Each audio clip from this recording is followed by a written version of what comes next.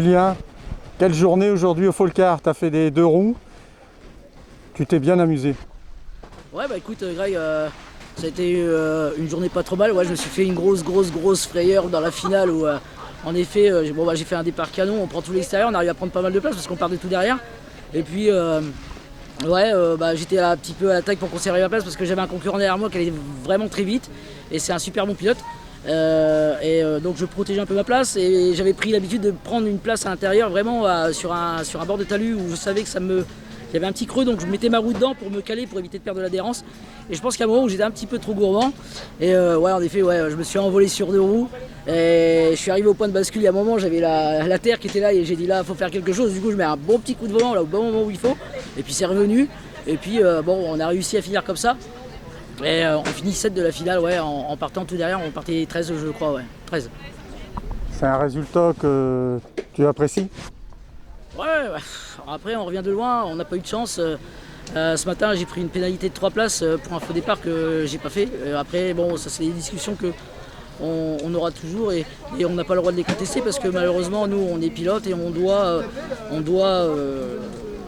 respecter cette réglementation. Après on ne peut pas toujours être d'accord. Mais les faits sont là, on m'a mis 3 places en moins, bon tant pis c'est pas grave. Donc on a perdu déjà pas mal de places pour le résultat de la finale. Après on arrive sur un week-end où on revient avec une voiture qui est entière. Ça fait beaucoup de bien parce que ça faisait depuis une paire de courses où ça allait plus du tout. On a eu des chocs, des trucs où on n'avait rien à voir avec personne et on était à l'initiative de rien du tout. On a pris des chocs. Moi j'ai eu une caisse qui a sauté en début d'année. C'est le loi du sport, hein. C'est comme tout, c'est ce que je dis à tout le monde, c'est toujours le loi du sport. Et là on fait le premier week-end où on arrive à finir avec la finale, on rentre avec une voiture entière, c'est de bonne augure. Et maintenant on va se focaliser sur l'épreuve de Servilly qui se trouve en Auvergne. Et ça c'est le week-end du 14 juillet là. Félicitations à toi, puis est-ce que tu as des personnes à remercier ou des partenaires?